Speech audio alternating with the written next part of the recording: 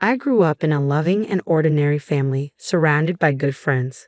In terms of looks, academics, and sports, I was just average, but I always felt incredibly fortunate to have such good people around me. Perhaps that's why I tend to trust people too much. Because of this, I've often been called naive or even mystical by some. This story is about my pathetic mother-in-law who took advantage of my trusting nature. My name is Mary. I'm 31 years old and I work as a salesperson. My husband Jake and I got married just a year ago, so I still feel like a newlywed. I used to say, let's have a baby, but honestly, I was still enjoying our newlywed life. Jake's parents are still together and live about 20 minutes away from our apartment. His mom, Diane, often invites us over for dinner, and we enjoy a family meal at their house about once a month. Some of my friends have worried, saying, isn't it too much to visit your in-laws that often? But Tom, Jake's dad, is great to talk to and Diane is sweet, so I've never found it bothersome. Besides, Diane seems to prefer working alone in the kitchen, so I'm always treated like a guest. I used to happily join Jake and Tom in chatting until dinner was served, making it easier than preparing a meal at home. However, there was one thing that concerned me. One evening, we were at the in-laws' house for another family dinner. When I tasted the chicken soup Diane made, I couldn't help but grimace internally. What's wrong, Mary? Jake asked, noticing my hesitation. Oh, nothing, I replied, forcing a smile. I've just never had celery and chicken soup at my parents' place before. It's interesting and delicious, Diane. Thank you. There's plenty more if you'd like, Diane responded, looking pleased. I struggled to keep smiling. Another bowl of that soup would surely send my blood pressure through the roof. It was incredibly salty. I glanced at Jake and Tom, but they seemed to be enjoying it just fine. I realized that this intense flavor was normal home cooking for them. That night, like many before, I forced myself to finish the soup, despite the overwhelming sodium content. Apparently, my in-laws have a preference for extremely strong flavors. Diane's cooking could be as salty as seawater or as sweet as condensed milk. The first time I tasted it, I nearly spit it out, but the rest of the family ate it like any other meal. I was astonished by their taste preferences. I felt bad leaving food uneaten, so I usually ate everything, but it often upset my stomach. The health impact of eating such intensely flavored food regularly became a major concern for me. I consulted with a nutritionist friend and even started collecting recipes and pamphlets, but there was no way a new daughter-in-law could say, your cooking is too rich in flavor. Please modify your recipes. At home, I cooked with normal seasonings, exactly as the recipes instructed, and thought the food tasted good. I often asked Jake, is it good? And he always replied sweetly, whatever you cook is delicious. But considering the rich food he grew up with, I couldn't fully believe he was being honest. Regardless, I prioritized our health and continued to cook with moderate seasonings. There was one more thing that worried me. Diane sometimes served less than fresh food. The rolls of bread on my plate were often dry and hard, and occasionally, the fruit served for dessert was partially rotten. I discreetly removed the bad parts, but it was another source of concern. I couldn't bring myself to eat, but I was increasingly worried that my in-laws might end up with food poisoning sooner or later. Cookies for a snack, Mary, Diane offered. To my horror, I realized the cookies she handed me had expired 6 months ago. Jake noticed too, and quickly spoke up, Mom, these cookies are expired. Diane looked startled and then laughed it off, saying, oh no, I'm so careless. I felt relieved that she didn't seem too concerned, but my relief turned to alarm when I found the same box of expired cookies mixed into the snack bag she gave me on our next visit. I had seen this kind of behavior before, the time my grandma started showing signs of dementia. Could it be happening to Diane too? She was only in her 50s, but I began to doubt whether her forgetfulness was just carelessness or something more serious. I wanted to talk to Jake about Diane's overly seasoned food and the possibility that she might be showing early signs of dementia, but I was afraid it would be too much for him to handle. Then one day, a small miracle happened. We found out I was pregnant. I'm finally going to be a dad. Do you think it's a boy or a girl? Jake asked excitedly, stroking my belly every day. When should we tell our parents? Should we wait until the end of the first trimester? He continued.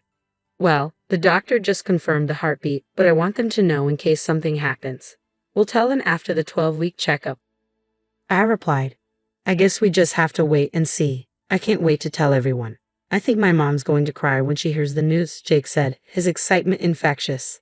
You're right, I agreed, imagining Diane's tears of joy when she found out. It filled me with warmth and happiness. I was so thrilled about the pregnancy that I pushed my concerns aside.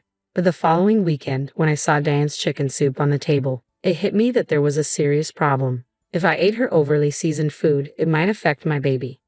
The pregnancy books I'd been reading warned that high blood pressure and diabetes could impact the health of both the mother and the baby. And what about stale bread and expired foods? They might not have harmed me before, but they could pose a risk to my unborn child. The thought made me anxious, and I couldn't bring myself to start eating. Oh no, Mary, you haven't eaten at all, Diane remarked, noticing my untouched plate. I hope it wasn't too bad for your taste, Diane said, glancing at my plate and frowning. Oh, no, it's not that, I quickly responded, but before I could explain, Jake jumped in, thinking it was morning sickness. She's just tired and doesn't have much of an appetite, he said, trying to save me. I see. Are you working too hard, Mary? Don't push yourself too much, Tom said kindly, while Diane's expression remained grim. Thank you, I replied, feeling guilty for leaving the food and lying to them. After everyone else finished their meal, Diane brought me a large brownie topped with ice cream and a cup of tea. Have some sweets at least. I'm sure it'll help you relax, she said, smiling. Thank you so much. What a thoughtful gesture, I said, deciding to at least take a bite.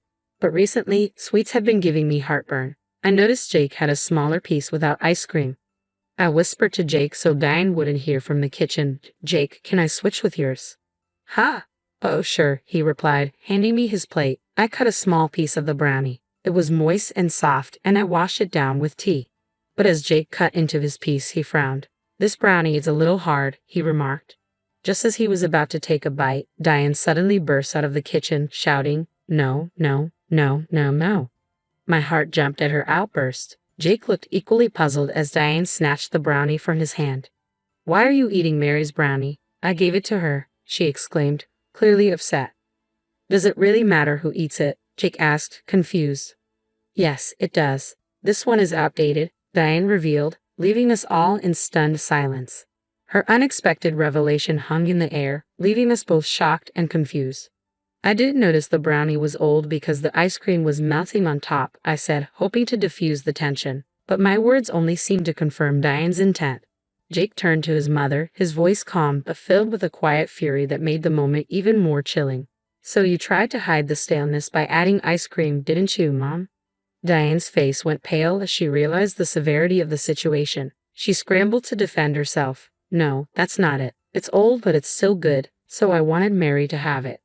Jake wasn't convinced. Then why did you stop me so forcefully from eating it? You gave it to Mary knowing it wasn't safe. No way, Diane stammered, her voice trembling. Suddenly, it all clicked and a shiver ran down my spine as I pieced everything together. You've been feeding me stale food and giving me expired snacks on purpose, haven't you? What? Tom, who had been silent until now, glared at Diane with an intensity that sent chills through the room. What's going on, honey?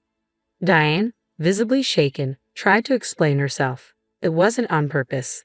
I just had some leftovers, and I didn't want to waste them, so I gave them to Mary. That's what you call on purpose, Jake shot back, his voice cold. I can't think of any good reason to make someone else eat food you don't want. But she's not really our family, Diane muttered, her voice barely audible. She's an outsider, so why not give her the old food? Jake's eyes narrowed. You became part of my family too, but you were never treated like that. No, but... Diane's voice faltered as she banged on the table in a panic, her composure unraveling. As I watched her, my heart sank. The Diane I thought I knew was nowhere to be found. I had loved Diane so much, but now I was deeply disappointed. I wondered if everything I believed about her kindness was just an illusion. The more I thought about her betrayal, the more disgusted I felt. She now seemed like a distressed demon, scrambling to make excuses. But there was something else gnawing at me. Was it really harmless? Could it be that the intense flavors in your food were intentional too? What? What are you talking about? Tom and Jake looked at her in disbelief.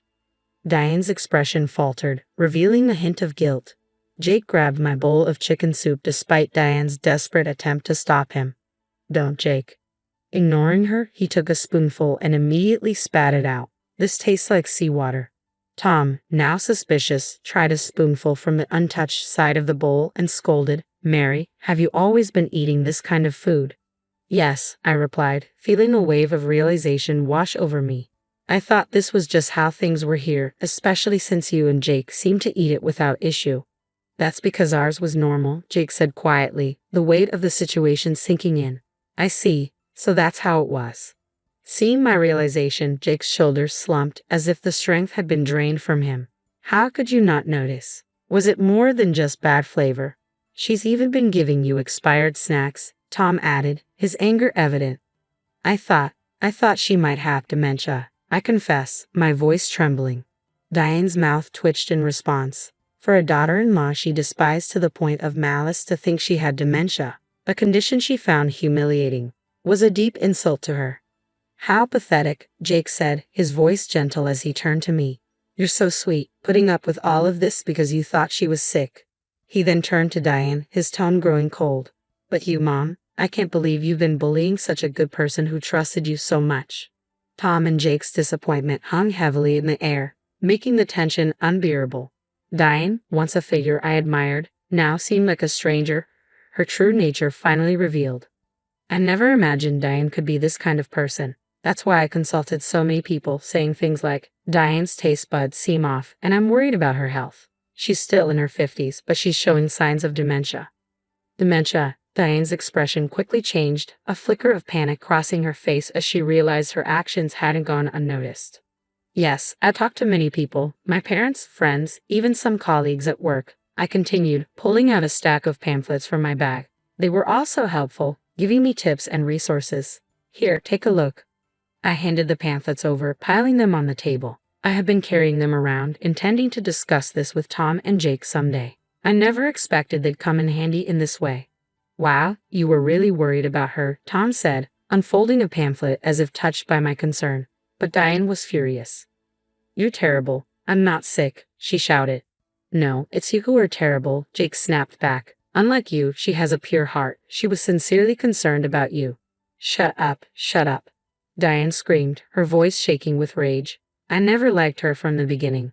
She pointed at me, her eyes burning with anger. You, with your dumb face, took my beloved son away from me. He didn't even notice the harassment. Are you serious? You're an idiot if you can't see what an amazing woman Jake married. Tom shot back. You were fooled by your own jealousy. What? Diane was taken aback, her fury momentarily halted. In front of me, my in-laws were locked in a fierce argument. It was shocking and painful to see someone I once trusted turn against me so viciously. As I lay in bed that night, Jake whispered to me, Why didn't you tell me before we got married? If I had known. Diane, overhearing, looked momentarily hopeful, as if hoping for some redemption, but Jake's disappointment was clear. The rift between us all had deepened, and there was no going back. I knew it. Jake was on my side. If I had known earlier, he said quietly, I would have cut ties. Ignoring Diane's despair, Jake held me tightly. I'm sorry, Mary. I didn't realize how much you were going through. I'm sorry too, I replied, for not recognizing her true intentions sooner. Diane's eyes twitched, clearly shocked to hear such words from someone she had always looked down on. I married you because you were pure and kind, Jake continued. Don't worry, we'll never come here again. Wait, Diane pleaded, her voice desperate. You can't do this. I'm your mother. You were a terrible mother, Jake said firmly. I'll never let you see your grandchild. A grandchild? Diane's eyes widened as she finally noticed my belly. If only she had realized earlier, before her schemes consumed her, things might have turned out differently. Let's go, Mary, Jake said, extending his hand. I took it and slowly stood up. Wait, I'm sorry. Diane cried out, rushing to grab Jake's arm. It was just a small mistake. But Jake dismissed her, turning to me. I'm not the one you should be apologizing to. Diane glanced at me, her eyes full of disgust. I couldn't bring myself to forgive someone who had harbored such malice against me. Before she could say another word, I spoke up. I trusted you completely, and you betrayed that trust. I can never trust you again, not for the rest of my life. I won't allow someone like you near my precious child. Goodbye. No? Diane collapsed in anguish as we walked away without looking back. Tom, watching us leave, seemed to understand that we would never return. It's strange to think about it now, but if only Diane had cherished our relationship, she could have lived a happy life as a grandmother surrounded by her grandchildren. What a tragic mistake she made.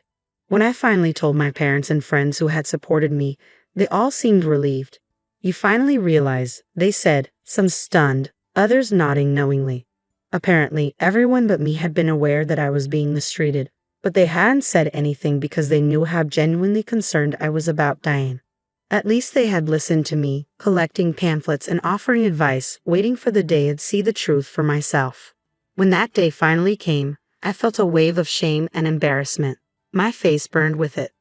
But thanks to the mountain of material everyone had given me, I was able to prove that my concern had been genuine. Because of their help, Jake and Tom were completely on my side. I realized then just how blessed I was by the people around me. Now, 2 years later, my life has taken a different turn. I've been busy taking care of my little son, who is celebrating his first birthday today. I'm hard at work preparing a birthday cake, fried chicken, and other dishes I'm not accustomed to making. Jake has been a great dad, playing with our son and changing his diaper. In the midst of this, I get a call from Tom. He was invited to the birthday party, so I pick up the phone without hesitation, assuming he might need to ask me something. "Hello, Mary," says the voice on the other end, sweet and probing. It's not Tom. Even after 2 years, I recognize Diane's voice instantly. After we cut ties, we moved to a new place far away from her and only told Tom. I blocked Diane's number and had mine erased from her phone. Thanks to Jake and Tom acting as shields, I didn't have to endure an unwelcome visit at the hospital when I gave birth. I've been able to live a peaceful life, and now she wants to ruin it. Just hearing her voice sends a shiver down my spine. "Where's Tom?" I ask. "He's in the bathroom right now," she replies. "Isn't it my grandson's birthday today?" I don't think Tom told her, but she might have noticed him discreetly preparing a gift. Jake senses something's wrong from my tone and gestures to take over the phone, worry etched on his face. But I give him a thumbs up, indicating I've got this. I continue the call, knowing that the innocent, naive wife I once was is a thing of the past. "Listen, Mary," Diane begins. I genuinely feel terrible about what happened. Diane's voice trembled with regret. "I was wrong to do such mean things, and I regret it deeply." "Ha!" I replied, uncertain of her sudden change of heart. "I want to see my grandson soon. I'll buy him lots of cute clothes and toys." Diane continued, her voice trying to sound hopeful. "Okay, but I don't need you to hide needles in the toys or anything like that," I said firmly. "No, I wouldn't do something so horrible," Diane protested. "I mean, you think I'd do that after all those accusations?" "You fit me all those disgusting things," I countered. "It wasn't just a little too much salt or sugar. It was unhealthy and potentially dangerous." "But I really regret it," she insisted. "You're kind enough to understand that, right?" "I'm often told I'm kind," I said, "but it's not just kindness. I'm just too trusting. Once someone betrays that trust, it's gone forever." "So you'll never regain my trust," I told her firmly, "and I won't forgive you. I'll never let you see my precious son." "Wait, Mary." Diane's voice cut off as I ended the call. I could hear Tom and Diane yelling at each other on the other end. I hung up, feeling a mix of relief and sadness. "Sorry for that," I said quietly to Jake. "You're getting stronger, Mary," Jake said, his voice filled with pride as he placed a comforting hand on my shoulder. Of course, I and his mother. My son looked content lying in his crib, and when he saw me, he flapped his little hands happily. I picked him up, rubbing my cheek against his soft, tiny body, which still carried a faint scent of milk. His eyes reflected pure joy as he looked at me, filling me with a wave of protective, maternal love. I've outgrown the gentle, naive wife I once was. Now, I'm determined to be strong and vigilant to protect my family. "Oh, it smells so good," I said, noticing the birthday cake was almost ready. My son's happy coos made us both smile broadly. In the past, I was carefree and blissfully unaware of others' malice. But that was because of the people who shielded me. Now, it's my turn to protect my family. I'm resolved to be strong so that these happy days can continue for a long time.